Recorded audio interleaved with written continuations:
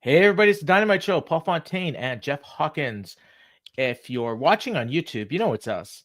But if you're listening on audio, you may think we've been replaced by AI versions that were placed here by AEW tonight when we talk about Dynamite, because Jeff and I actually both like the show, and we're going to have a lot of good things to say, and we don't always have a lot of good things to say. So you know what's weird, Paul, is that I think this is born out of needing to change things up because of all the people who went to Australia.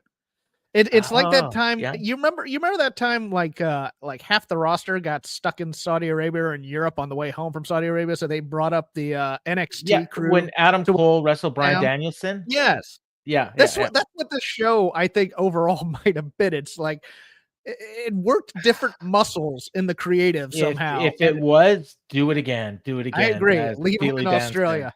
Yeah. Yeah. You know what? Apologies to Swerve and Ricochet. Yeah, that was, I assumed something that probably wasn't right, but so yeah, I'm not too big of a man to admit that. Was that the right phrase? Yeah, right. I'm big enough of a man to admit that I was wrong. Yes. Okay. All right. So before we get into this show, which I thought was great, and it's almost exactly what I personally want in a wrestling television show. Yes. So I mean, whether or not you liked it, I don't mean you, Jeff. I mean you listeners. I don't care. That's what I liked. It had aggressive manliness. It had promos. It had build. It had angles. That's all. It had a couple of good matches. Yeah, and it had squashes. Yes. Like I love me some squashes, especially when they have a purpose. So yeah, I was just a big fan of this show. But before we get into the show, there was some big news this week. I think there were releases on both sides of the aisle on Friday and Thursday. Like it kind of maybe even started on Wednesday last week, and went on for a couple days, right up until maybe even Saturday. They just released a bunch of people, and they all came in at various, whenever they answered their phone, I suppose, is when the news came out. But a whole bunch of people got cut from WWE. Most of them weren't even really being used. There's a couple of them that had been being used, which was, a bit of a surprise. Sonya Deville. Most of them were age related too. Yeah, age related, and just, like, you're not really a part of the show, and we're bringing up new people, so we need to make room for them. So the churn.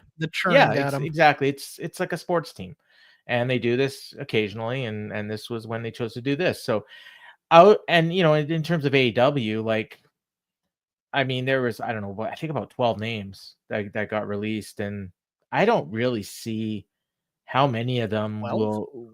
I think so. Maybe I missed some. We got the Good Brothers. You got Alchemist Razor, Ellering, Sonya Deville, Blair Davenport, Cedric Alexander, Duke Hudson.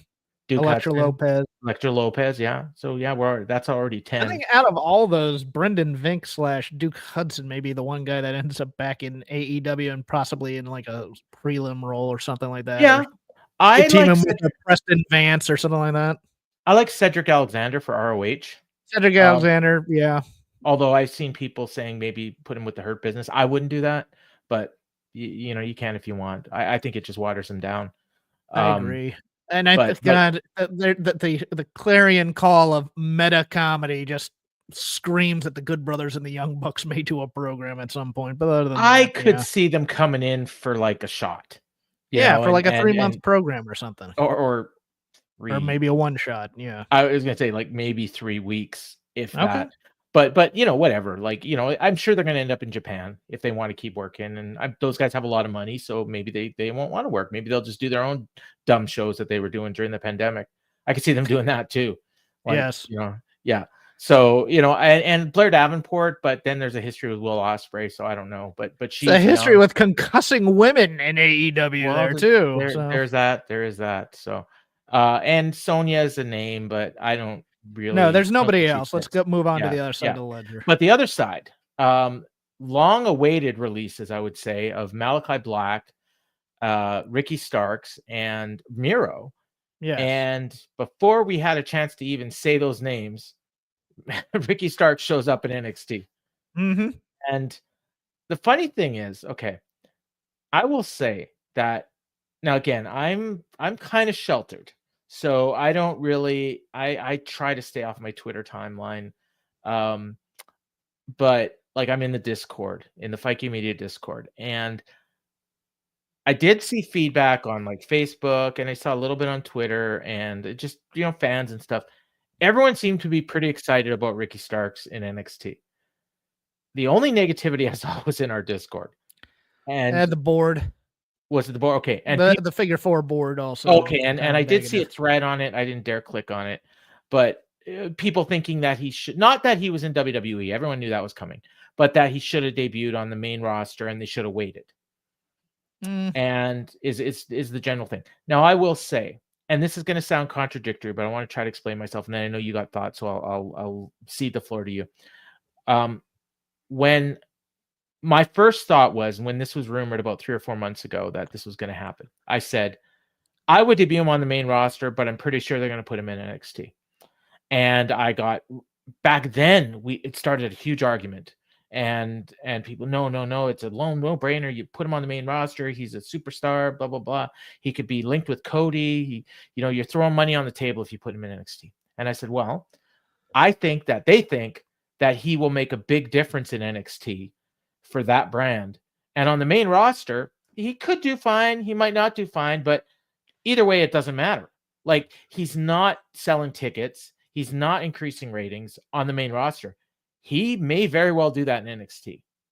And that's why I think that they think that he's better suited right now for NXT. Even though if it was my choice, I would have put him on the main roster. And I would have put him probably with Cody or Punk, and let's see what he can do.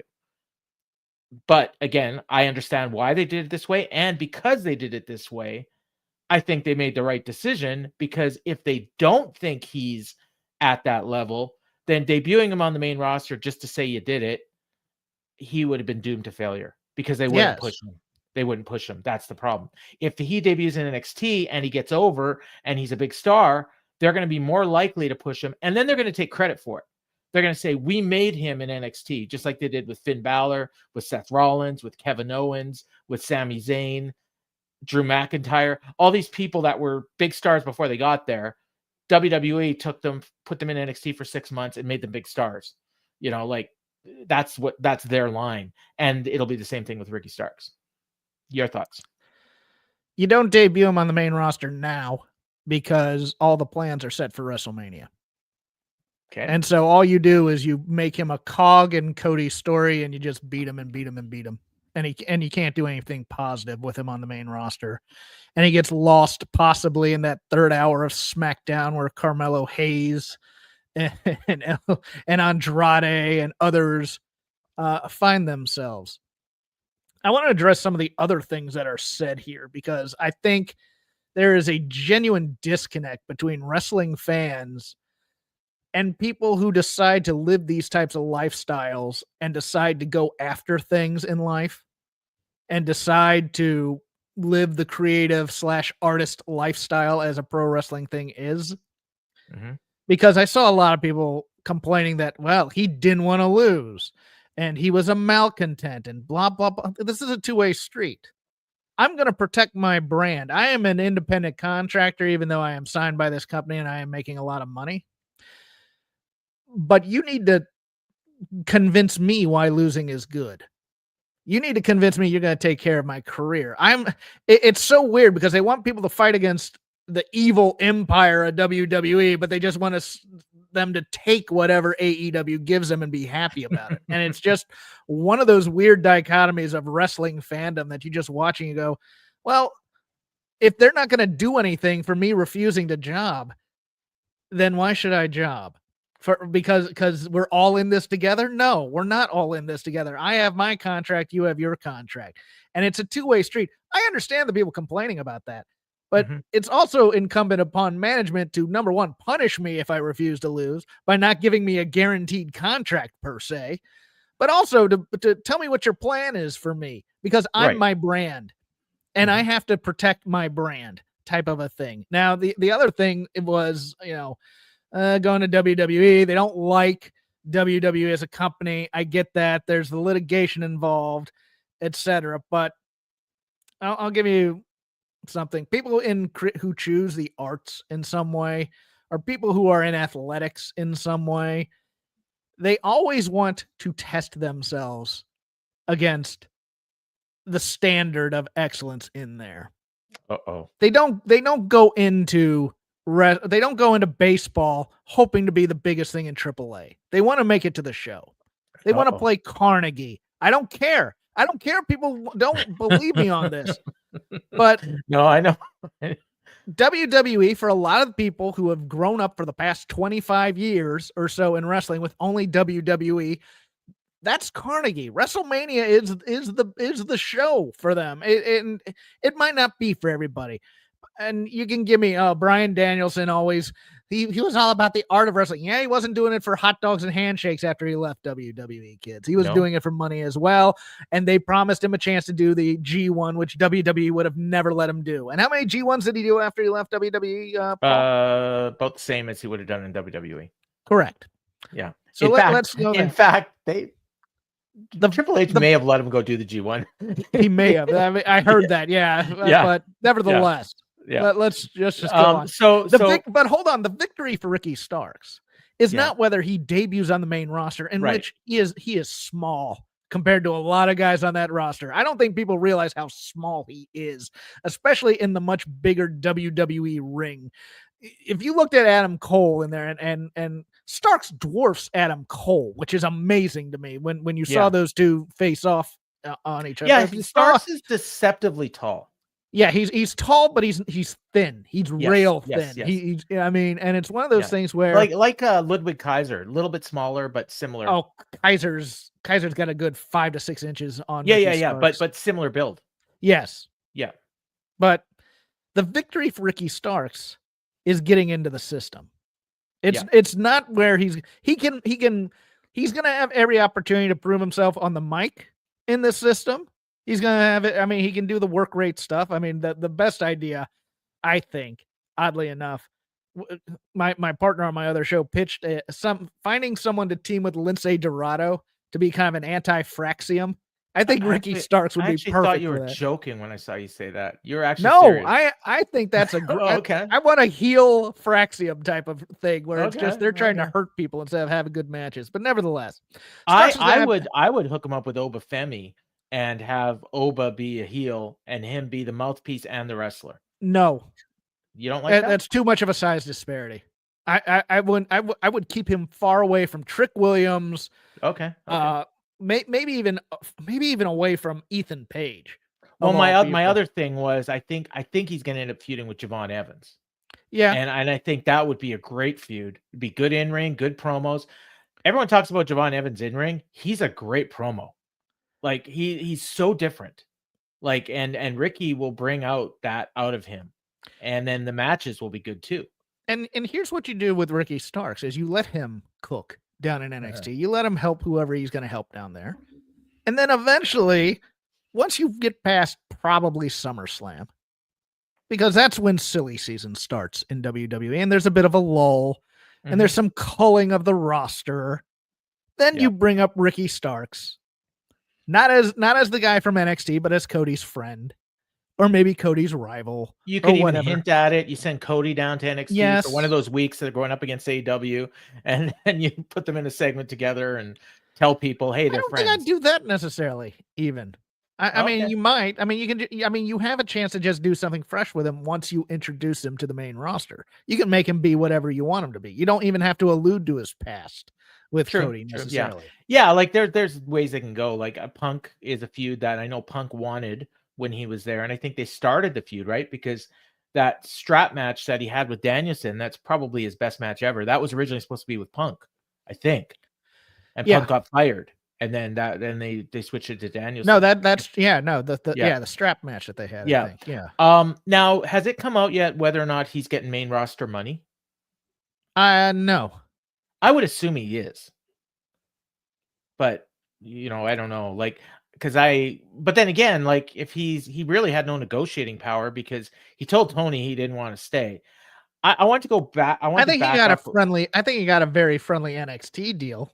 Okay, in so terms of maybe like Dragon Lee got something like maybe that. even I'm thinking maybe like Nakamura or Oh, okay, Balor yeah, or one of the yeah. Sammy or one of To the where guys you're who like, was okay, you're gonna be starting here, but you'll be on the main roster in 6 months yes, or whatever. Okay, yes. I want to back up a little bit from what you said because you were talking about him maybe refusing to lose, and I'd honestly never heard that about him. I I heard hadn't it either. about Miro and I heard Yeah. it about Black. With Ricky, I thought the deal was he got hurt, and then while he was hurt, his contract was coming up, and then he basically told anybody that would listen, well, when my contract's up, I'm going to WWE. And at that point, Tony Khan decided, well, if that's the case, I'm not putting you on TV again. And then so he had some injury time, and they tacked that on to the end of his contract. Well, And there's then that, but there was also the deal with when they teamed him with Big Bill, and they had that just awesome that team was run great. through FTR. And then all of a sudden, he's like, I don't want to be a tag team wrestler. Oh, okay. Well, see, when you talk about that, that's where I had the idea of Obafemi. Like, Yeah. like so it's like having them as a tag team, not against each other. God, no. No. But I don't Yeah. want people to look at him and go, he's too small for the main roster. Okay, and yeah, they may say that. I mean, they're already saying that about Hayes, and honestly, they might be right. And they're right. They're right Yeah. about Hayes, but Hayes is so damn Good. athletic Yeah. he's so charismatic that it's like one of those things where it's like you could put the rocket on him at any time with a win streak, or even like they're gonna bring up Trick and they're gonna team him with him. You know what? Hayes and Starks could be their like that would be great too. They could be like their Angle and Benoit. You know, like back in 25 years ago, or but they have the same vibe as A-Town Down. They have the same vibe as A-Town Down. You know what? You bring that up together. When Ricky did his promo, I thought anybody that's never seen him, they're not thinking Rock, they're thinking Austin Theory. His promo is like identical to Austin Theory, like the way they talk, the way their mannerisms, but Austin's like twice his size. Yes. Like, so that's the comparison, I think. Like it's funny because like I heard that and I was like, oh my God, like he sounds so much like Austin Theory. Yeah, they need boy, I know that a lot of people brought up that Copeland Starks promo where he basically calls him tells him he stole everything from The Rock. Yeah. They're gonna have to find a way to get away from that somehow, especially with Dwayne, LA Knight on the roster too. Yeah, I mean, he's got enough of his own stuff that he can do. And maybe that's another reason to put him in NXT. So you can kind of wash it out of his system and coach him a little bit and get him to where he's better prepared to be on the main roster. And get him to be his own thing. I mean, he was his own thing. And look, this is the other thing is people don't realize is he went from NWA on YouTube, basically, that version of the NWA, to getting a contract through Cody's Open Challenge gimmick with the TNT title. And then he got the contract offer from WWE. You take it. You don't wait. You don't say, well, maybe I'm not ready. You take the offer where you get it's an upward step for him. So I'm not shocked by that. And then no matter what happens here, he's getting I don't mean to tweak the AEW fans, but I'm going to here inadvertently. NXT is watched by more people than AEW is right now. I know. He's going to have more leverage coming back. Don't tell me about Max. If they were doing any kind of numbers on Max, we'd hear about it. It's a more popular show right now. And so there's no lose in this for Ricky Starks. No, so as long as he's getting paid. Yeah. You know, if he came in on a like $100,000 deal, well, he's an idiot. I agree. I'm sure Cody said, "Take care of my friend, please." Right. Yeah. And so he probably is getting pretty close to main roster money, if not main roster money. Yeah. And so the only other thing I wanted to say is you brought up if they debuted him now, he'd be lost in the shuffle. And I agree with that. The argument was, well, they could have waited and debuted him on the Raw after Mania or the SmackDown after Mania. And I would say to that, he may get lost in the shuffle then too. And the problem is like, I tried to picture him doing that exact same promo in a big arena on the Raw after SmackDown or the Raw after Mania, it may have gotten over. It may not have. Because what I noticed when I listened to this was, or when I watched this, when he first came out, people looked, they didn't know who he was at first. No, And WWE fans know WWE. So Right. it's one of those things where like it was weird that like Garrett's comment about, well, here's a chance for him to spike the football against AEW. I'm like, the guys in WWE don't know who this guy is necessarily. Yeah. And it's all about conditioning. If you did 3 weeks of video promos that Ricky Starks is coming, yes, then people could get excited. They know who he is, and when he comes out, he can debut. Like Zarya. Maybe you don't get a what? Zarya, we had no idea who she was, and by the time she showed up, she got treated like she was freaking Willow Nightingale had showed up or something. Yeah. You know?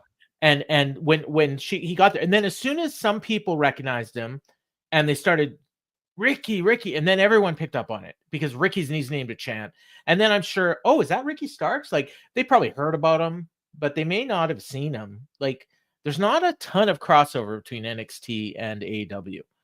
And I don't think there's a lot between the main roster and AEW either. So yeah, John puts it great. AEW fans are wrestling fans and WWE fans are WWE fans. Well, yes, I mean, but that's been true since time eternal. Yeah, I mean, they get lucky occasionally, like the AJ Styles debut at the Rumble in Orlando, where you had all the Orlando fans, and TNA had been on national TV for 20 years or whatever, 15 years, and AJ was the face of the company. So he was also coming off a very hot run in New Japan for those fans too. So and that was still a travel show at the time too. Right. You get the hardcore fans showing up at those big shows, especially before AEW. Yeah. So all right. So enough about Ricky. We'll follow what he's doing. We'll see how he does. We care about AEW, and we're waiting for Duke Hudson to show up and shake things up. Brendan Vink. Brendan Vink. Respect on his name. Correct. Brendan Vink. He'll be Mark Davis's new tag team partner. Right. Very well. Actually, I'd like to see that now that you think about it. Yeah. Be in the Callis family. That'd be cool. Sure. All right. So we were in Austin, Texas. Although when I looked it up on WrestleTix, it said Cedar Rapids or Cedar Grove or something. So I assume it's like a suburb of Austin. But yeah, it's because I've been there. It's kind of a suburb of Austin. Okay. Yeah. So they did 2,884. Last time they were there was almost exactly a year ago, and they did 3,246. So what I will Texas States. I think it's a Texas State arena, but don't quote me on that. So what I will say about that is, they're a little bit down, but when we've been doing these comparisons recently, they're usually more down than that. So I do think the ticket sales are slowly coming around. They're running these smaller buildings, and they're getting hot crowds. And if you're watching on TV and they're coming to your town, it looks like a fun place to be, I will say. Like the crowds the last few weeks have been really good. Saturday's Collision was phenomenal. And Saturday's Collision was kind of amazing. Yeah. Like in all respects, like the crowd was incredible. The show was incredible. They did. If you heard me on Wrestling Observer Radio with Dave Meltzer, he was running down Collision before I'd seen it. And he was talking about this angle with Tony Storm and Mariah. And the way he described it, like I could picture in my head, and he was putting it over, and it actually was even better, like when I watched it, than how it showed. They did the magic trick of getting the jobber out of the ring and getting Tony in there while they were distracted by Luther. And it was great. And it's not something AEW does. And then tonight, we got this freaking video from Harley Cameron that looked like it was produced by freaking MTV. Like, I've never seen something like that on AEW television. Whatever they're doing, keep it up. So, yeah. So anyways, I interrupted you. I think you were going to say something about Collision. Oh no. I really enjoyed Brian Keith and Bandito. Oh, was better than it had any right to be. I was just like, wow, man. And followed up this week with another Bandito. Oh my God, that thing tonight looks like he's a star. And I'm just like, is this a luchador on AEW that's actually getting over? Okay.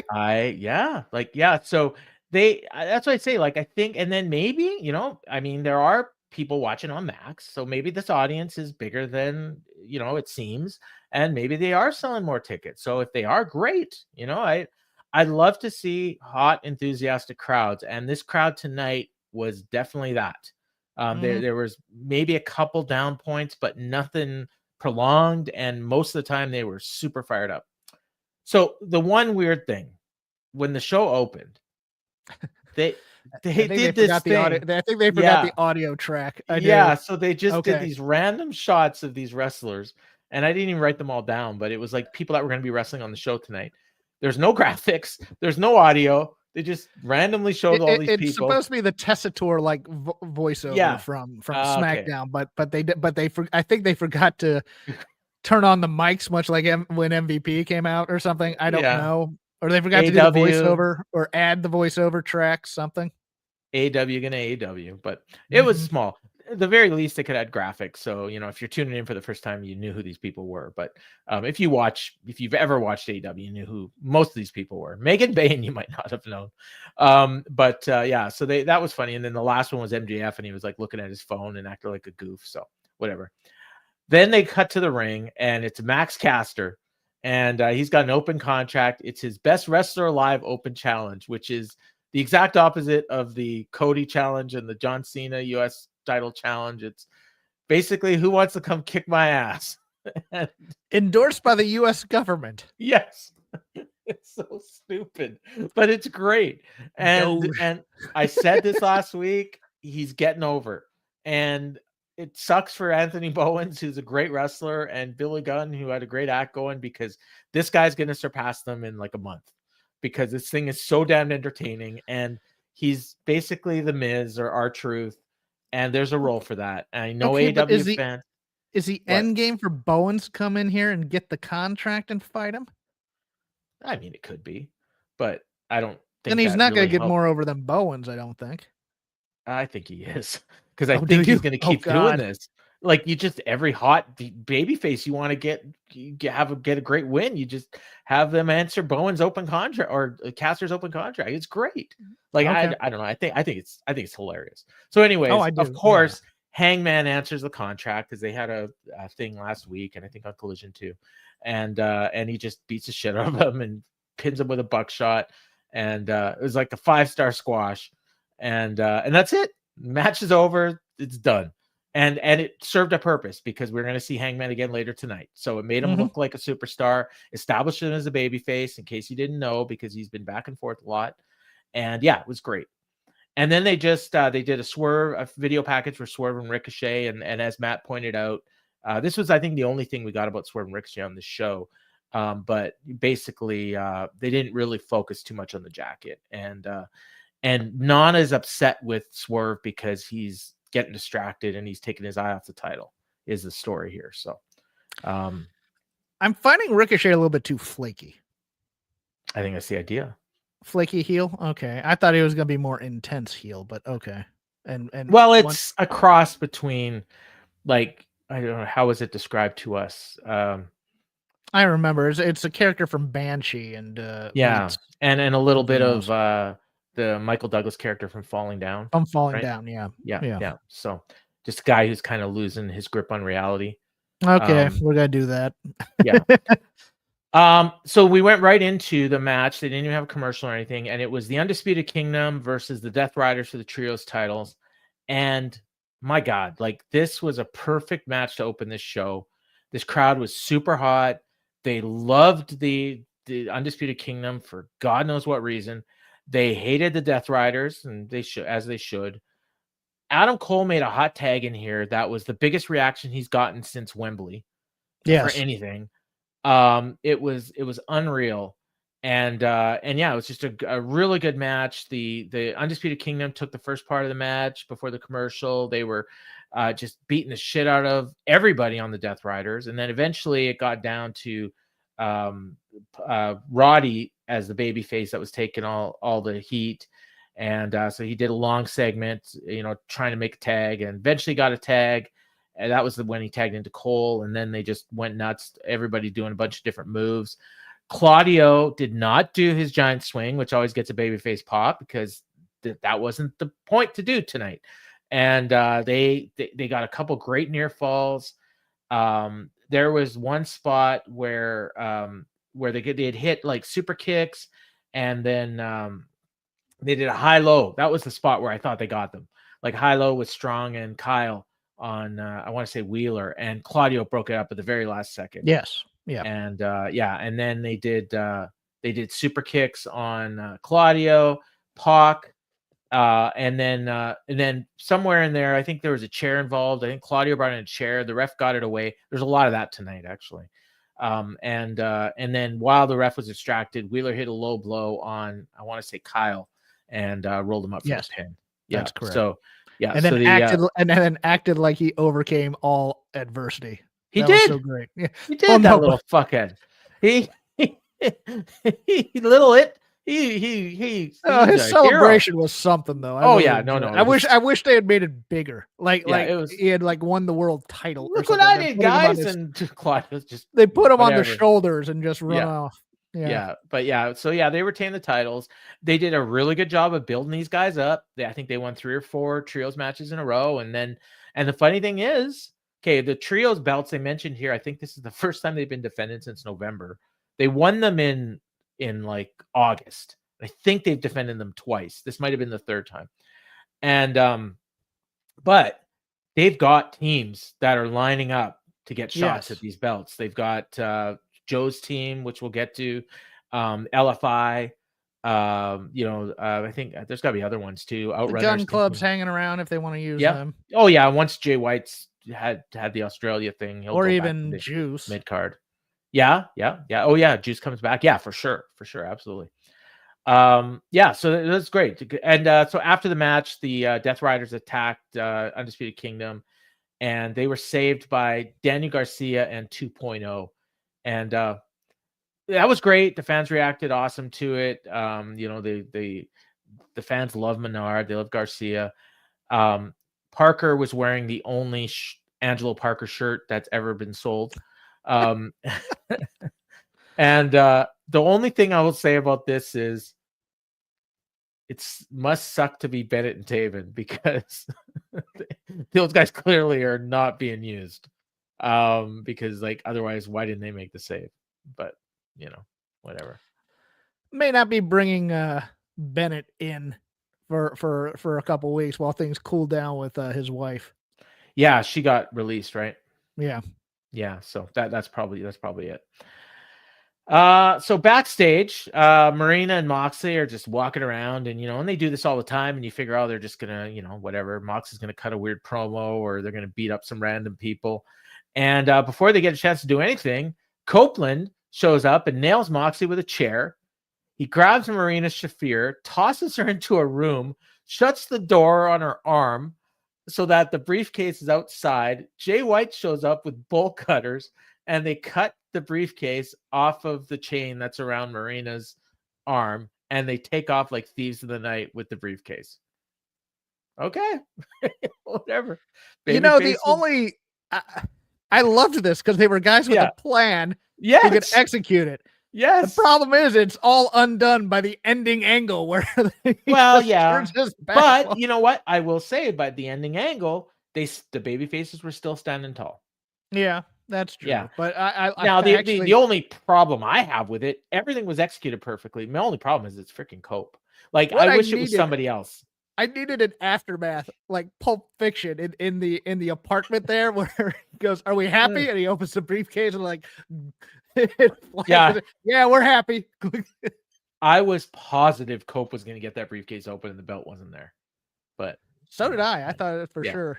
They were going to actually. There you go, John. They'd actually make it a MacGuffin. Yeah. So we got they ran down the card for Grand Slam, which they did a great job tonight promoting. And I'm not saying that sarcastically at all. No. Moxley and Claudio against Cope and White. Dream Team, they did this a couple times. And they kept doing it. I was like, yes, keep plugging your show for after All-Star Weekend. So unlike AEW and so great. They're listening. Dream Team, Omega and Ospreay against Takeshita and Kyle Fletcher.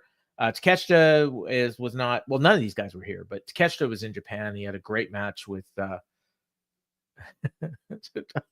Bolton Oleg. We'll just leave it there. Bolton? No, I mean Bolton Oleg. Okay. And then Mercedes Moné against Harley Cameron.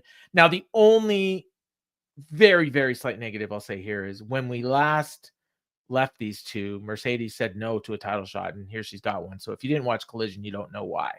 Right. And they didn't really tell you why. But later on, they kind of did. So that's fine. I'll give them a pass on that one. Mariah May and Toni Storm for the world title, and Okada and Buddy Matthews for the international title. Oh, that's right. It's for a title.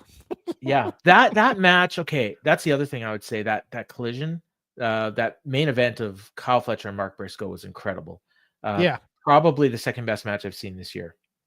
And the only thing I would say though, that should have been Buddy Matthews getting the win over Mark Briscoe.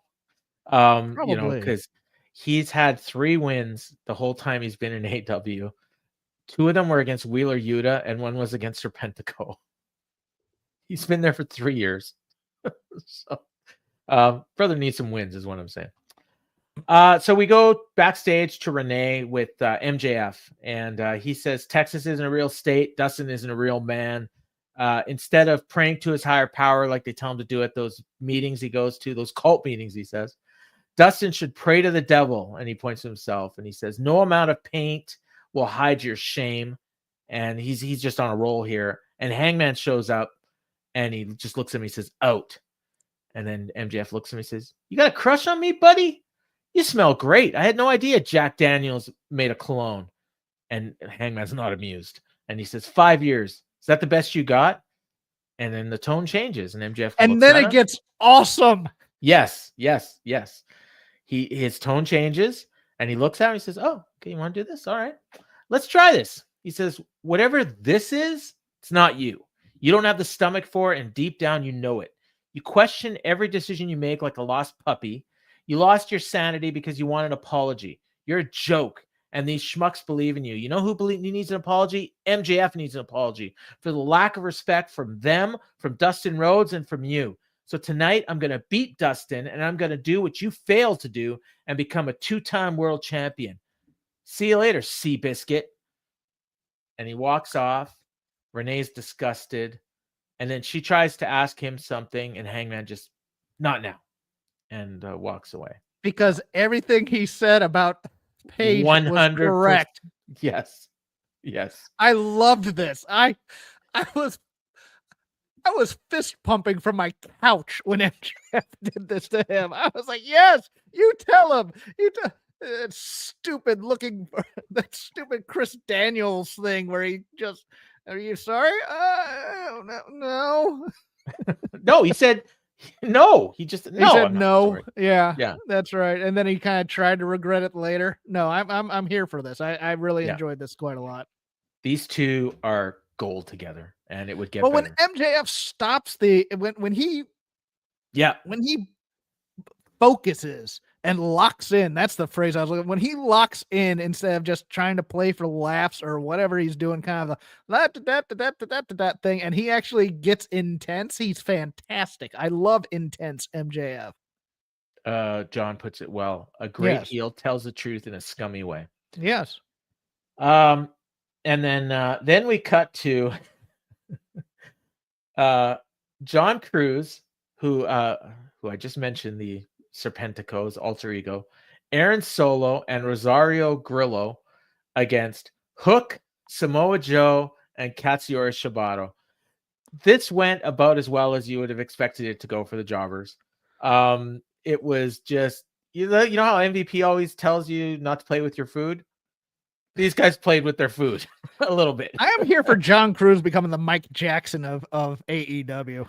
I really am. Yeah. He's great at taking bumps, and they did a spot where, oh God, what was it? One of them tried like you know how Joe does that move where he walks away when the guy does the dive on him outside the ring? Well, they did one inside the ring. I think he tried to throw a drop kick or something, and Joe just kind of looked at him and kept Well, walking. this was John Cruz's highlight of his career, other than the Serpentico mask, was the Joe match where he just shrugs his shoulders as he's about to hit the mat from going off the top rope. Yeah, it was just beautiful. And and Joe, Joe ends up finishing it with one of the best muscle busters I've ever seen. And it was just great. Oh yeah, no, what it was one of the jobbers was like running by, and Joe just sticks his foot out and trips him. And the guy falls flat on his face. Joe looks at him. It was so great. So this was just basically a backdrop for a promo, which, I mean, this is straight out of 1985 WCW, like where you do the jobber match, and then that's a setup for a promo. And then you go to the panel and talk to Dave Crockett or Tony Schiavone. Yeah. So Joe promo, he says, "My name is Samoa Joe. This is my brother Hook, and this is my brother Shibata." He gets a big pop. "Week after week, we come out here and the world asks me, what's this all about? Well, I'll tell you. What stands before you is three men who go everywhere and have misunderstandings, and the only answer for that is violence. Three men who do not understand. We always have a problem, and we always beat your ass to solve it. So what's standing here are the ops. We'll hunt you down in the street, in the ring, and you will be caught lacking. This leads me to you, Christian, and the patriarchy. This could have been real simple. You just had to not hide and take your ass whooping like a man. You continue to hide from the ops. Well, since I can't drag you from your dressing room and you're too much of a chicken-ass coward to show up here tonight," he pauses, and the fans start chanting chicken ass, which they're going to start chanting at Christian next time he's on screen, which is going to be great. And he's going to make a shirt of some kind, probably. He smiles, and he says, "I say next week on Dynamite, it's the patriarchy versus the ops." And it's a mic drop. And then the announcers actually said, well, he's made the challenge, but who knows if Christian will accept it. I kind of like that, even though later on it just got Tony Khan signed the match because he's a sicko.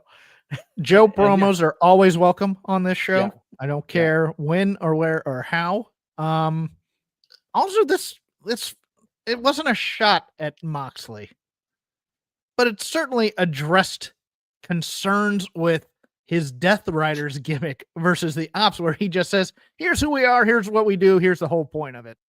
Yeah. And I think these guys are going to be the ones that are going to take those trios titles from the Death Riders.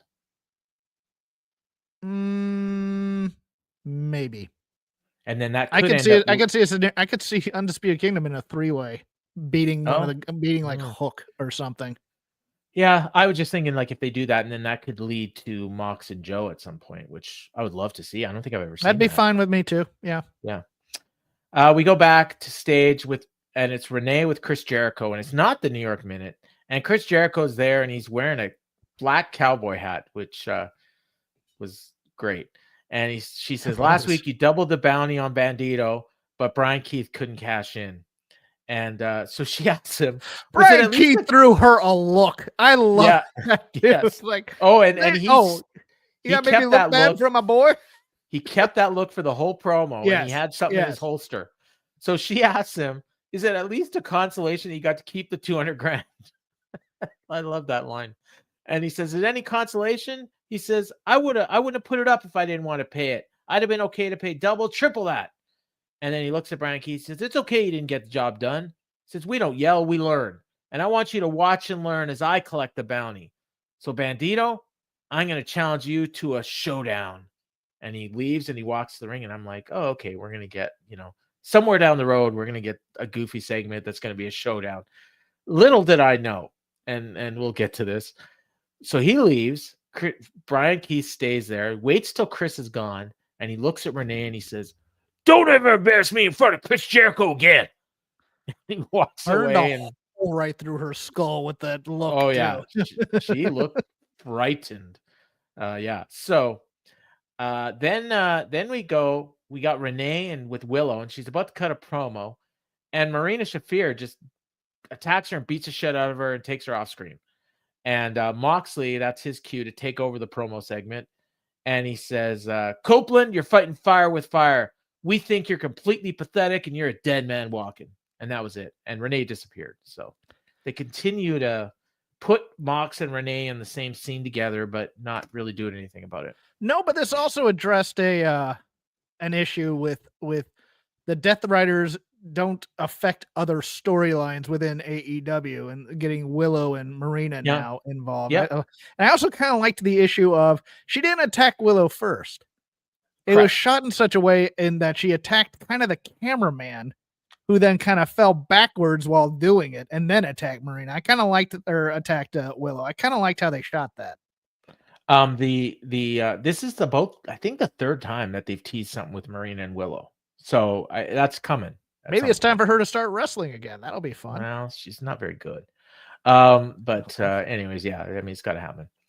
So I mentioned Jericho. So they go to the ring, and Chris Jericho and Bandito are in the ring, and they're facing off. And as I mentioned, Jericho's got his black cowboy hat on, and Bandito's got his getup on, and they do the intros, and they turned around and they paced and they walked back towards their corners. The bell ring, and they go into the center of the ring, and they're face to face with each other. They take off their hats, and it's going to be a Texas brawl. And then Brian Keith just grabbed his leg and Jericho beat on him. So I was fine with this. Yeah, perfectly fine with this. Yeah. It was great for the 30 seconds that it lasted. It was perfect, actually. The Outrunners made the save, and then Big Bill showed up to collect the bounty. And when he was in there with Bandito, the size difference was yeah. I was sorry. I was chuckling over Nigel saying something from the Neon era professional wrestling. Oh, yeah. So you know what's Nigel funny? Had a pretty good night, I thought. My wife, I think it was when I was watching Collision. She was in the room, and the Outrunners were on screen, and she looked and she says, "Are they supposed to be from the '80s?" It's like, she gets it. So, but yeah. So then,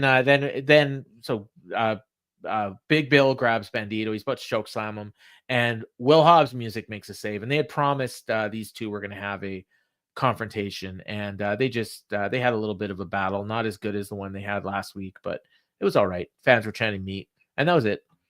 As a man who one of his favorite trios teams ever was the Briscoes and Toru Yano and Never, I wouldn't mind Will Hobbs and the Outrunners taking the trios titles. They were the first ever Never Open Weight Trios champs. Yes. Yep. That's New Japan historian right here. No, I'm not. I'm an ROH historian, and they were in ROH at the time. So, we go back for more from the main event angle, guys. White and Cope, and Jay White says, "Are you missing something?" He says, "Don't worry about your precious cargo. Worry about getting on the plane, because we have a canvas we want to paint with the blood of the one true king." And then Cope says, "I've carried one of these briefcases 1 or 2 times in my career. You want this back? Meet us in the ring at the end of the night. See you there, kid." This was great. Yeah. They built up a segment for the end of the night. It's like, okay, we're doing a show-long storyline here, and we're going to pay it off in the last segment. Is it possible that taping this show also made it able to be edited crisply? Somebody who listens to this show, Anthony, Anthony, I think, right? I think, yeah. He mentioned in our Discord, he says maybe Tony's a better booker when the show's taped. And then someone else who has some experience booking, I won't call him out by name because I don't think he listens to the show, but you probably know what I'm talking about. He said, "No, if you're a good booker, you're a good booker." So yeah, no, I mean, it has nothing to do with the booking. It just has to do with show flow, and maybe there was some editing in post. The show flowed perfectly. Like, this 2 hours and 5 minutes flew by. Like, there was dead stuff in there or whatever. They cut it out, so it was nice. Yeah, and the only thing that was even close to dead was maybe like 2 minutes of the women's match. But but it wasn't even that bad. How it is. Like, they'll do the backstage promos live, and the mic won't be running speed until 30 seconds into the promo type of a stuff. There was none of that. Yes, other than the beginning thing. So you're right. So yeah, maybe it allowed them to to edit it and make it flow better. Yeah, you might be right about that. And honestly, if that's the case, freaking do it every week. Yes, taped wrestling shows aren't a bad thing. No, and I don't think they make a difference in ratings. So. By the way, so last week, the ratings pattern for Dynamite was like started up here and then went down, down, down. But in the middle, it went whoop and then down, down, down, down, down. And the whoop was MJF and Dustin Rhodes. Okay. So what do they do this week? Number one, they put it at the top of the second hour, which usually at the very least stabilizes the audience and often grows it. Number two, they did it commercial free. So when the quarter hours come out tomorrow, there's going to be a huge spike for the MJF Dustin match. Just warning you. And I mean, it's partly by design because they worked it that way, but it's also partly because they recognize that people are into that and they put it in a position where it's going to succeed. That's just smart booking.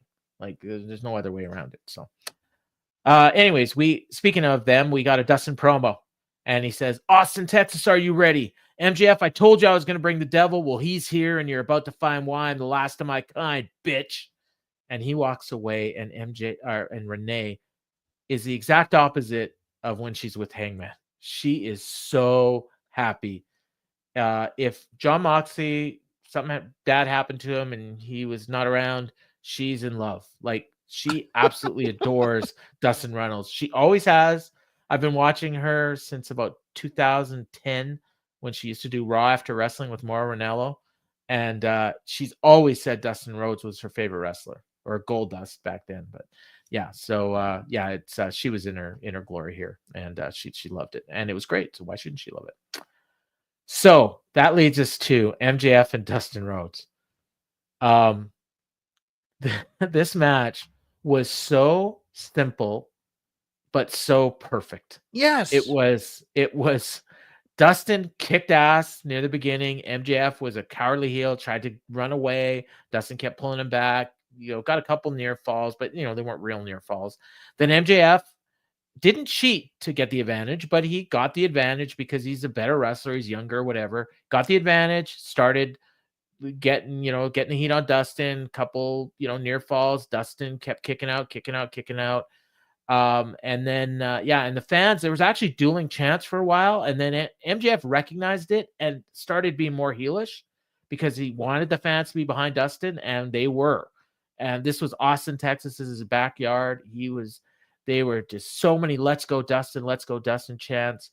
At one point in here, MJF hit like a great pile driver, and Dustin kicked out, and MJF did the like NXT kick out face. So then at one point, MJF got a chair, went to Pillmanize Dustin's arm. Ref took the chair away. He had his back turned for, I don't know, a week. And Dustin was on the top rope, and MJF was on the top rope, and Dustin knocked him down. He landed on the middle rope, set up for the Shattered Dreams. Ref still had his back turned, so Dustin nailed him in the balls. And then he hit the final reckoning. And I and everyone in that building thought this was a 3. And MJF got his shoulder up at the last second. Fans chanted that was 3. They booed. They showed a replay. It wasn't even close to 3. So it was just the fans wanting Dustin to win. And then MJF hit a final reckoning, and Dustin kicked out. And then MJF got Salt of the Earth on, which is his arm bar. Crowd is going nuts for Dustin, and he's fighting, and he's fighting, and he's fighting. And he almost gets to the ropes.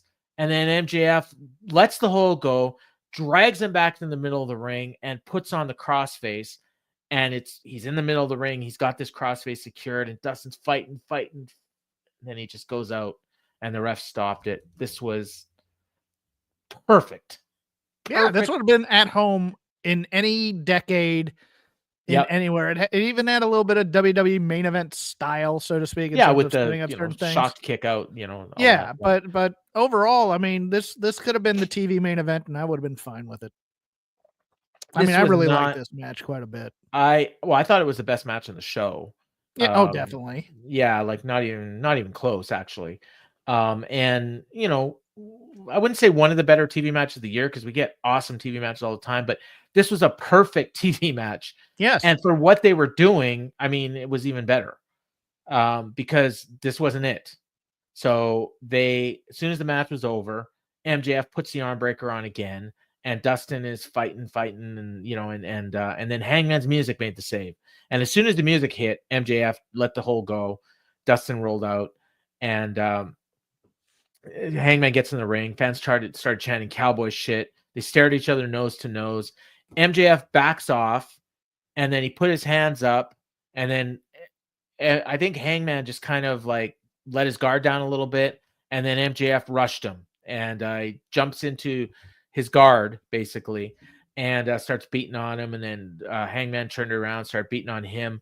Immediately, like a dozen security guards swarmed the ring, and Jerry Lynn was there. I think Chuck Taylor was there too, and they were like trying to pull him off. I think it was a standard pull apart, and it was awesome. Don't get me wrong, I'm not downplaying it, but we've seen this a lot.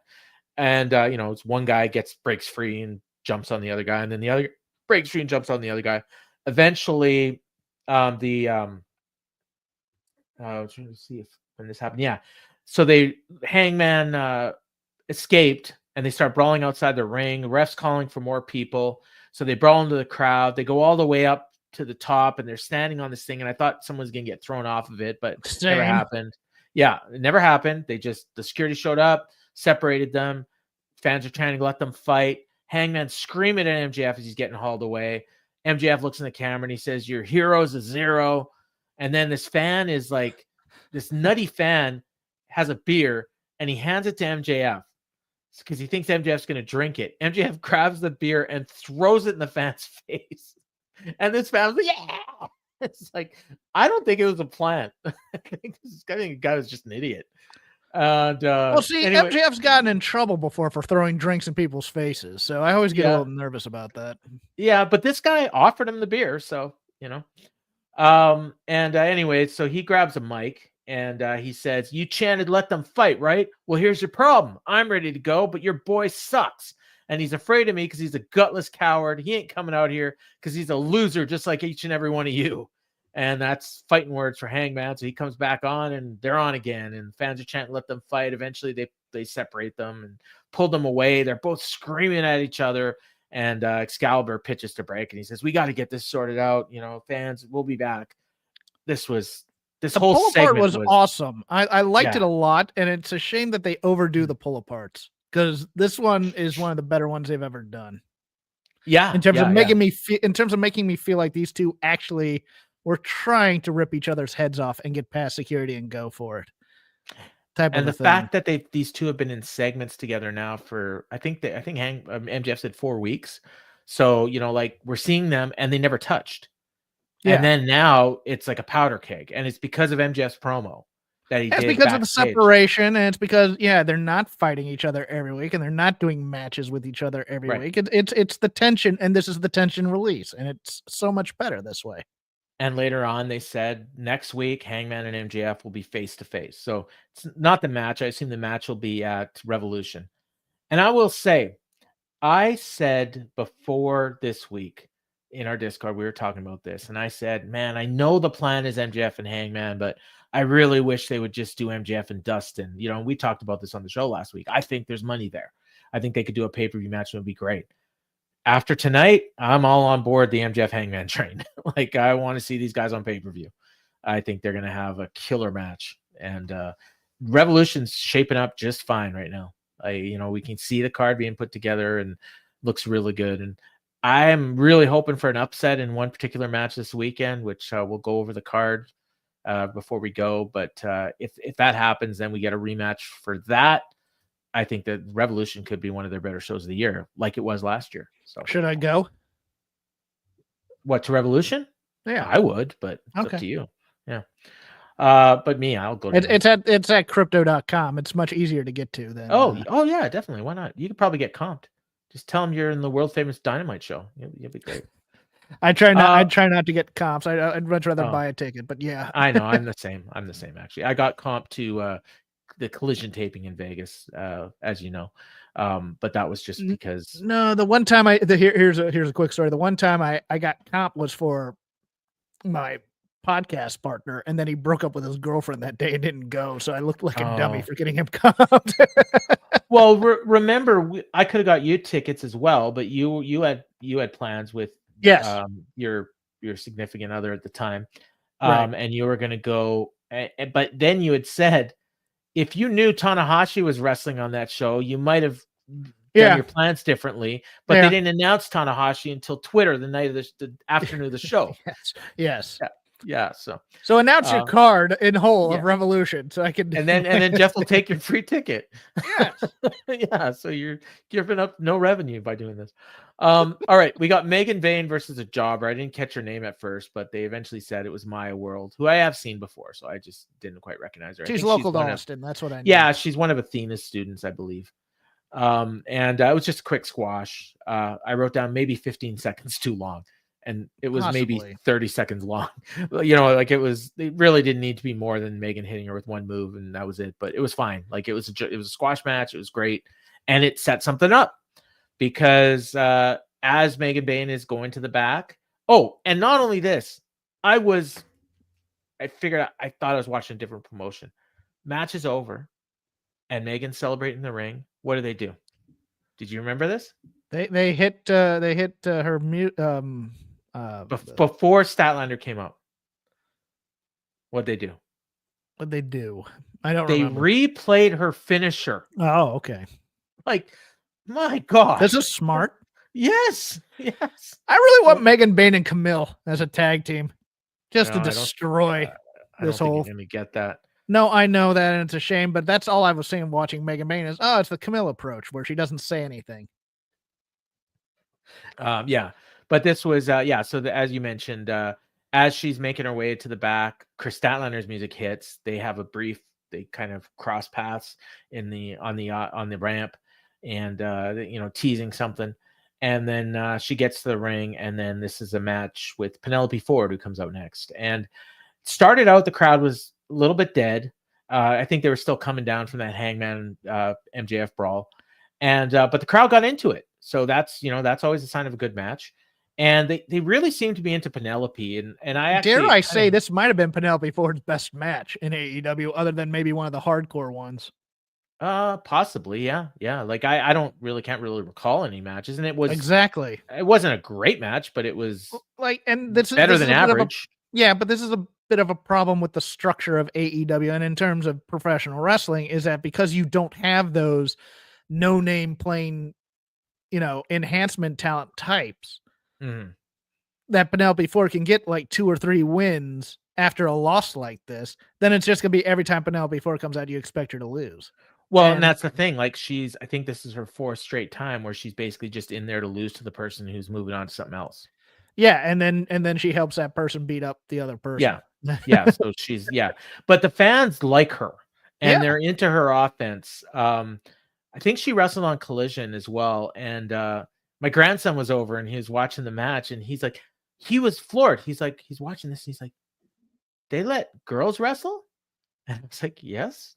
I don't think I'm looking at him like, you've never, I guess he hasn't really watched that much wrestling.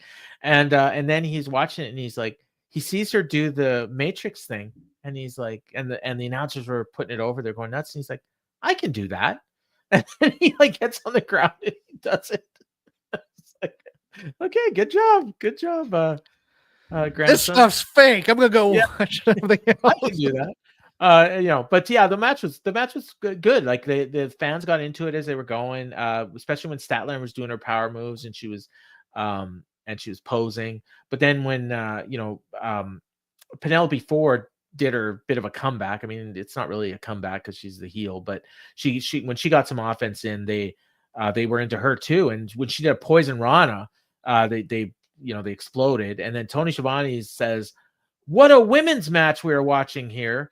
And then Excalibur quickly jumps in and he says, no, what a match we're watching. So there were a couple of these things on during this match where it was like, we don't need that. Like the reminder that we're supposed to grade on a curve. Well, not just that, but like they're bringing up that story with Statlander and Willow. Oh yeah. Where Statlander really wants to apologize to Willow. We haven't seen that in a month and a half, I don't think, on television. This is the first time Statlander's wrestled on TV this year, and Willow has not wrestled on TV this year. Exactly, a year, at least a month and a half, where we haven't even mentioned this story. Yeah, and now we're bringing it back just because, hey, Willow showed up and Kris is here. Like, so we got Penelope beating whoever she beat on Collision so that she could lose to Statlander tonight so that Statlander could face Willow. Like that's basically the progression. Or no, Statlander's gonna face Bayne. Statler's gonna face Bayne and probably lose, and then Willow's Bayne's gonna face save. Willow. Yeah. Yes. Yeah. Yes.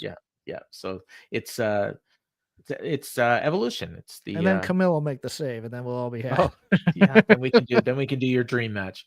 No, I don't want a dream match. I want them to be a power team. I want them to kill this division for the most part. Oh, okay. So you don't want to see Willow and Stat team up to face Megan and Camille? Oh, I'll take that one. Yeah, that's what I'm talking about. Okay, cool. I thought you were going with Camille versus Megan Bayne. I was no. Yeah. All right. So yeah. So then again, Statlander won with the Wednesday Night Fever, and then Megan Bayne comes out to confront Stat. And as they're staring at each other, Statlander's on the apron, and Penelope shoved her off the apron. Megan picks her up, gives her an F5 on the floor, and she posed, and people booed. So great. That's what they're supposed to do. Megan Bayne looks like $1 million in AEW. She does. In terms of the presentation. Like she's tan. She has some good gear. She looks like she's larger than life with the head. You know what she reminds me of? Jade. Who? Jade? Yeah. No, that's not a bad comparison. And that's not a bad future, honestly, like in AEW, because Jade was booked really, really well. And she's probably a better wrestler than Jade was. So they did another preview of Collision here. I wrote down Collision, but then I put in my notes, Grand Slam, because they're not calling it Collision, even though it is Collision.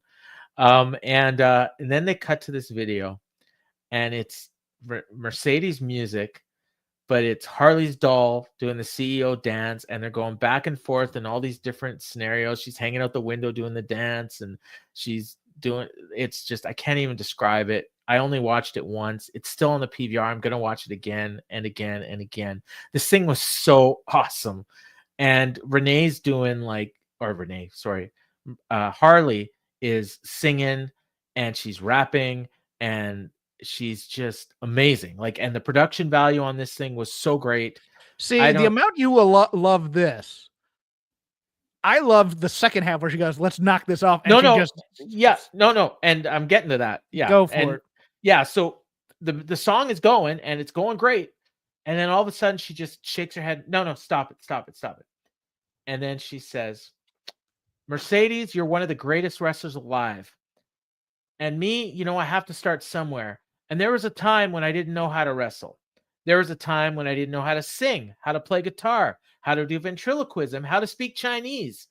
And then she says a couple lines in Chinese. Every time she says she speaks Chinese, she has to speak Chinese. Yeah. It's great. It's great. She says, "But I'm a quick learner." And she says, "So I want to thank you for all the times you made fun of me and called me a loser. It inspired me. I want to thank you for elevating the women's division, because thanks to you, Harley Cameron is going to win the TBS championship in Australia. I don't want to ride the money train. I want to drive it. Feel the wrath." I think that's a line I actually came up with on this show. Don't quote me on that, but I think I said that line at one time. Yeah. You said somebody should say that to her. Somebody should say, I don't want to ride the money train. I want to drive it. Yeah. Yeah. That's a Hawkins line. I'm happy about that. This was perfect. She's quiet. She's sitting on a chair. She's not pacing like Moxley does, which still drives me nuts. And she's staring directly in the camera, and she's talking. I'm just like, yes. It's just a good promo where she's connecting with the fans. And it was shot perfectly. It was lit well. It was like the red lighting was really strong, I think, to offset the fact that she's wearing like dark clothing and whatnot. Look, the puppet stuff entertains me. Don't get me wrong. Yeah. But when she got serious, I was like, there you go. That's it. That's right there. That's the moment it turned. When this promo was done, I'm like, they've got to put the belt on her. Like I don't think they're gonna, but they got to. Like that's, you know what I mean? Like I want her to win that belt so bad, because this promo did its job. Right. It's exactly. Because can we have more promos like this on the show? Because this was 1,000 times better. I hope so. Maybe people, Tony listens to feedback. So if someone pointed out, it was in a private chat that I'm in. She must do her own stuff because this was so good. Like they can't fathom the idea that anybody in AEW produced this. No, I don't think so. So you think she produced or she has a creative partner who really knows her voice, and that's a possibility. Yeah. Because I mean, she was doing music and stuff like before she started wrestling, I think, right? You remember the first time we saw her, she did that awesome song for John Morrison, or Johnny Nitro or whatever his name is now, Johnny TV. Johnny TV, and it was awesome, and it was her singing badly, but in a purposeful way, and it was produced excellently, and it was like, I remember people at the time saying she's too good for this. Like, she shouldn't be in this group. And they were right, because she moved on and QTV is no longer a thing. And Johnny's doing whatever Johnny's doing. And she's a star. Here's the thing. And this is the only drawback / concern I'd have, is that she's so strong at comedy. When she wins the belt, it's going to be one of those things where it's almost like a Tony Storm situation. Where she's stuck in the other room. You know, where she's still doing the comedy shtick, even though now she's the main event, and that pivot doesn't happen necessarily. She's still doing the Fear the Wrath stuff because it's entertaining as opposed to being a serious champion.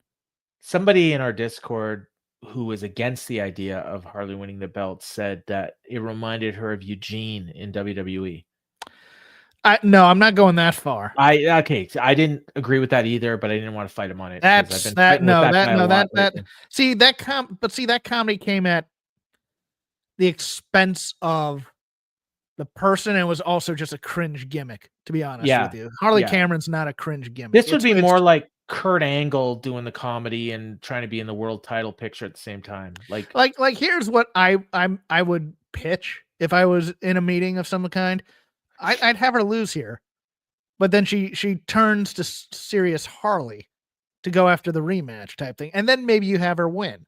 But I don't think she's a strong enough wrestler yet to be. What if you did a thing, and AEW doesn't like doing this, but sometimes there's a time and a place for it, where Harley is getting the advantage on her, and they're having a great match, and she's getting a bunch of near falls, and then Mercedes just grabs one of her belts and clocks Harley right in front of the ref and gets DQ'd on purpose after a great match. That's a flair move, kind of a thing, you know. And then you get to do a rematch, you know, down the road. Or she takes a powder and gets a 10 count. Yeah, you could do. I like the DQ better, but you could do either one. The DQ's fine. It feels a little cheap. And then you can do the post-match beatdown where she's beating her down, and then Harley makes the comeback, and the fans go nuts for her comeback. So Harley needs to get a 2.9 count. Yeah. Oh, absolutely. Needs to make you think that she's going to win this. Like, she hits her finisher 1, 2. Well, the template for the match on Saturday was right here on this show. Harley and Mercedes should watch tapes of that MJF Dustin match, because that's the match that you're going to have in Australia if everything's ideal. And I think Mercedes and Harley could pull that match off, more or less. I mean, you know, obviously Dustin's a better, you know, miles better worker than Harley is, and MJF is probably a little bit better than Mercedes, but I'm not actually 100% positive of that. I think there's going to be a touch of the melodrama here, though, in this match. I think Harley's probably going to have family in the front row, and Mercedes is going to go after the family in some way. Yeah, and you get that one great near fall and maybe a pin. You know, like I said, it does not hurt Mercedes one bit to lose that belt, and you could make Mercedes a superstar in one night. But again, like you said, they did their job, because at this point, I want it bad. I'm not expecting it because I'm realistic, but I really, really want it, and I'm going to be disappointed when she loses. I don't think they change both women's belts on the same night. That's probably true, and Tony has to win. Like, there's no question, Tony has to win. So, and you know what's funny is, at this point, I was like, I almost tweeted this out, and I thank God I didn't, because I would have got crucified for it, because I was watching on a delay, but I wasn't very far behind. I was like, didn't they promise a tag team title match on this show? And I don't think they'd mentioned it once all night that it was coming. And so I was like, I knew the main event segment was going to be Cope and that, and I thought maybe the Hurt Business didn't show up, and I just didn't hear about it, and you know, and that's why this show's been so great, because they've been doing other stuff. And that's no shot at that match. I was just saying, like, you know, because they're scrambling, and sometimes when they scramble, they come up with good stuff. Yes. But no, that match was next. So they do the intros, and they do long intros here for Hurt Syndicate and the Guns. And MVP tried to get onto commentary, and the mic wasn't working. So they quickly just gave up on that, and he just was a ringside manager for a change. And he was working the crowd, and the fans were chanting MVP. Then they were chanting "We Hurt People," and then I noted that. Let's pause for a moment here, because Okay. this was also a weakness of this match. Was that MJF? Was that MVP was working the crowd so hard that when he really needed to work, like when the Guns almost got the pin, he needed to be doing the old heel thing of banging on the mat, being angry at the guys, trying to get them refocused. And instead, he's kind of doing that walking around with the cane, talking to people in the crowd type thing. Okay. He needed to be a little bit more locked into this match, I thought, after that. I will admit I wasn't really paying much attention to MVP. It was only because after he almost got pinned, and you're watching MVP, and he's not reacting in any way, and they did a close up of him, and I kind of went, "Huh, that's a missed opportunity right there." Yeah, but, like he should have been more concerned, like JJ Dillon or something. Yeah, or Cornette. Yeah. So, but what was happening here was crowd started singing that, "We hurt people, we hurt people," and I heard a few people chanting "Guns Up," and I up thought, in between, right, and then but then that "Guns Up" part started getting louder and louder and louder, and by the time they went to break, it was awesome. It was just this dueling chant. Yes, and the guys in the ring were like, they were wrestling, but they were kind of soaking in the crowd atmosphere as well, and it almost made for a better match. And they went through a break, and when they come back from the break, it's like Bobby Lashley on offense. He's got Austin, I believe, is the babyface in peril. And at this point, all it is Guns Up. Like, we're not getting the "We Hurt People" chants anymore. To me, that means these guys were working perfectly, because they got the fans behind the Guns, which I didn't even think was possible. Like, for this match, like, not that the Guns aren't over or anything, but I just figured the Hurt Syndicate are so over that they were just going to forget about the Guns. But this match went on. They got the Guns got some. At one point, Austin hit a famous sir. Colton covered him. Tony Schiavone screamed out, "Oh my God, these kids could win this thing!" And then they were setting up the 310 to Yuma. Bobby broke it up. Shelton kicked one of their heads off, or knocked one of their heads off with a clothesline. Then he did like Suplex City, hit like 3 or 4 suplexes in a row. Then hit Bobby Lashley hit a power slam on Colton. Crowd was going nuts. He hit a spear on Austin, and Shelton covered for the clean pin. So it was a competitive match, but it was a decisive win, if that makes sense. I liked the first half of it a lot. I liked that the Guns were kind of a little bit cocky coming in. I liked that they were a little cocksure. That first, the smaller Gun getting slammed over and landing, his neck hit the apron on the way out of the ring. That was kind of scary. But then, and it was a hot match for the first half. I really liked it. And then there was a moment where both members of the Hurt Syndicate are in there with one of the Guns, and they're lost for a moment. Yeah, and it took me a bit out of the match. And then you start watching the Guns come back, and it's lacking a little bit. They don't have a lot of moves. They have the one move where they do the reverse neck breaker, and they have kind of a sling blade. But it was like they kept on, like, it was almost like a video game where you're mashing the same button to do the same move over and over again, type of a thing. It got a little repetitive. They got it back for the end sequence, but there was that point in there where everybody kind of looked like, even like Bobby and Shelton were like, "Oh, okay, I need to reverse because I need to be on this side," type of a thing. There was a bit of a lull there. It was strong and decisive, and I think they turned the Hurt Syndicate babyface after this match, or at least we're gonna fight all comers, type of a thing. Yeah, I did have a note in here that they're at one point that they seem to get lost, and then I just thought like maybe they kind of missed their peak, and they maybe went about 2 minutes too long. So it took them a while they tried to get back to that peak, and they didn't quite get to it. Well, it looked like they were almost setting up for a V trigger or whatever the gun, whatever the Bucks do, and then they decided not to. They just picked them up and did like threw them into a turnbuckle type thing. Yeah. And then, as we mentioned, Cage and Archer were out to confront the Hurt Syndicate after the match. So no Don Callis. I'm kind of disappointed. I think he's in Japan. Yeah, he is, but still. Yeah. And then, so they cut back. They did another Collision rundown, and then they cut to a Mariah May promo, and she was rolling. It was great. And then this is fantastic too. Yeah. But mid-sentence it just cut off and they went to commercial. In here, I don't know if they did that there, but she was in the middle of her sentence and they just cut to a commercial for Collision. Oh, no. I got the full promo. Okay, so yeah, and I mean, I'm sure it'll be on Triller, but on it TSN ended, they cut it off. It ended with, well, maybe I do love you. I heard that. Because this is going to be a mercy killing.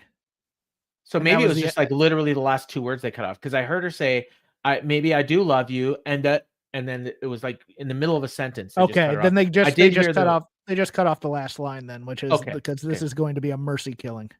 Okay, so yeah, it wasn't. I got most of it then, and it was great. Strong language for a wrestling promo. You don't usually say you're going to kill somebody. Well, Mariah's like, she plays by her own rules. Mariah's fantastic. I mean, it really is. I mean, she gives. I mean, just like, I'm amazed at how much I like her promos.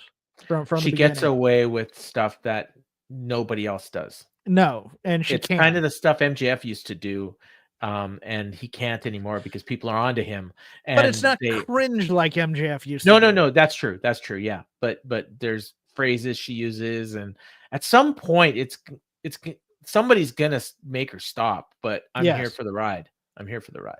Yeah, so like the stuff on commentary is a little bit much with the double entendres and stuff, or double entendres, or however you want to say it. But the sex jokes. John has a great point here. Every promo is building both major events that are coming. We got Grand Slam this weekend and Revolution on March 8th, 9th, maybe. I should know this. I think it's the 9th. Anyways, they're why they're coming up and why, and they don't do that often. Yeah, oftentimes you just get a promo for the sake of doing a promo. There was none of that tonight. Everything tonight had a purpose. And everything mattered. There was not a single segment on this show that didn't have a reason to be there, that directly played into either something later in the show or something that's coming up. Like a show, either Grand Slam or Revolution. So, that's perfect to me. So we come back from break and for the last segment, and Cope and White and the briefcase have come to the ring. And then MJF, Edge says, "Do you guys remember Spike?" And that's his barbed wire 2x4. He said, "She's hungry and she wants to dig her teeth into that briefcase. So Moxley, it's simple. If you don't come out here right now and accept my challenge, I'm going to smash this briefcase open and take that championship. So get out here and give me your answer." And he waits and nothing happens. He's like, "All right, Moxley, you don't get out here, I'm smashing it." And then before he can do anything, John Moxley shows up and from the crowd, and he says, "You have no idea the mistake you're making right now. You think I don't care?" And then Adam Copeland says, "No, I don't think you care about that championship at all." And then John says, "I don't care. You know, Copeland, you don't know Jack, Copeland. These people don't know Jack. I've left pieces of my soul in that ring for that championship. I'm its protector and its shepherd. So I'm going to do something I don't want to do because I'm a nice guy. Or I'm going to do something I didn't want to do because I'm such a nice guy. I'll show you how much I care about that championship. At Revolution, I'm going to break Adam Copeland's neck. You want your shot at the king? Well, you've got it." And then Adam says, "Well, that's really all I wanted. So I'm going to show everyone how much I care about the AEW championship." There was something weird about Copeland's tone, but I loved it too. It's like, "I'm going to break your neck. Well, that's okay. I'm going to hit your briefcase with a bat." Yeah. So yeah, we had Mariah threaten to kill Tony, and now Mox threatening to break Cope's neck. So yeah, these are crimes in certain parts of the world, but not in AEW. Not in Australia. Yeah. So Mox called in the troops, and Cope starts bashing the case in. Doesn't wait, like most people do. And Wheeler gets in the ring first, and he eats a Blade Runner. Pac tried to grab the case, but he gets stalked by Cope. So Marina grabbed the case and she gets it out of the ring. So as you mentioned, like they got the case back. It's a little beat up, but it's fine. And eventually it's Pac and Mox in the ring, 2-on-1 on Copeland. But Cope made his own comeback. He speared Pac. Then he started fighting back on Mox. Then Claudio jumps in, and now it's 2-on-1 on him. And but then White grabbed Claudio, gave him a Blade Runner. Mox grabbed Spike, and Jay White. What I wrote here, Jay White asked for it, and Edge speared him. And then no. Remember, he had his arms out there waiting for Mox to hit him. That's what. Yeah, and then okay, and then Copeland gave the slowest spear in human history, but it was there. He dropped the thing, and I think Jay White picked it up, gave it to Cope, and they left. And hold on, I need to address John, who's blowing up. No, the case is not a MacGuffin because we know that the belt's in the case. We know what's in there. Marina's the MacGuffin because we have no idea why she's with Moxley. True.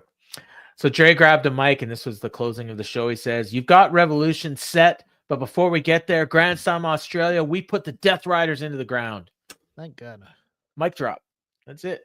Go home promo. Yeah. Don't stay too long. Matt, I will agree with you. I don't care about this program. I don't really want to see Mox and Cope. That said, they're doing a hell of a job building it. That's all I can say.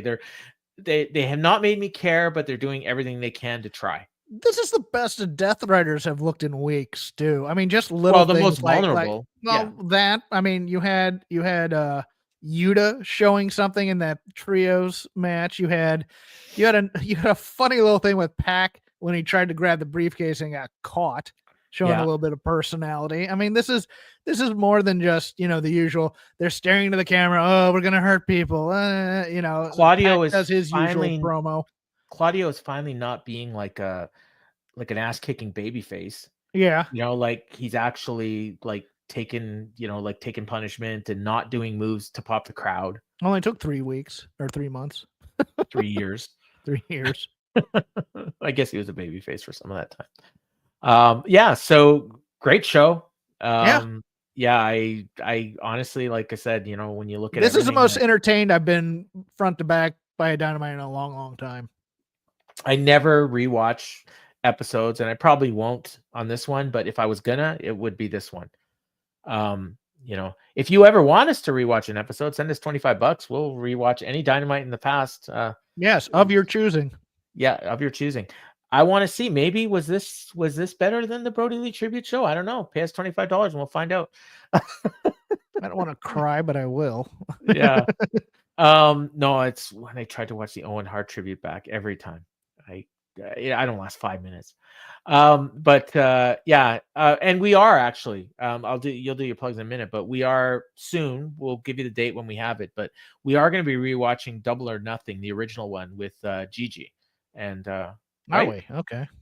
I mean, are we?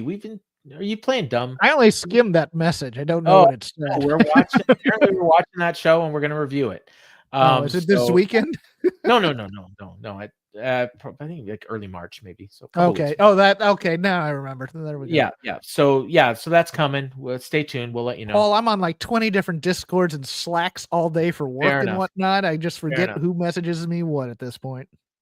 So that's coming, and we'll let you know when it happens. You might hear from me. I'm going to be taking a holiday soon, but it won't affect this show.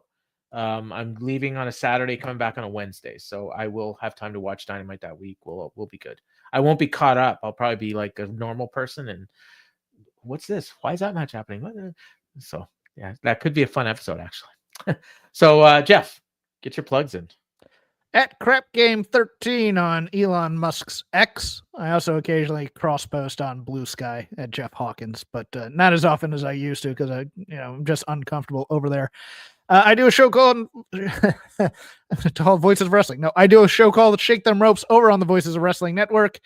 After almost quitting last week, got some good feedback, got some bad feedback. Don't care about it, but we'll be talking about all the cuts in WWE and AEW this week, in addition to any news. And then Invader Club, it was my pick this week. And from 2015, Io Shirai versus Mako Satomura.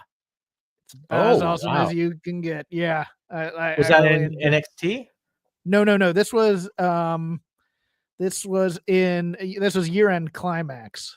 Oh, okay. Yeah. It's very young Io Shirai, but she's still crazy. So, that'll be fun, and that'll come out sometime later this week, probably early weekend sometime. Io Sky's the best. And I love Miko too, so there you go. I may watch that. She wants one last match with Lyra Valkyria, and I'm here for that too, especially since Lyra's improved so much. Yeah. Interesting. I could put that on the Stand and Deliver on WrestleMania weekend. I'm here for it.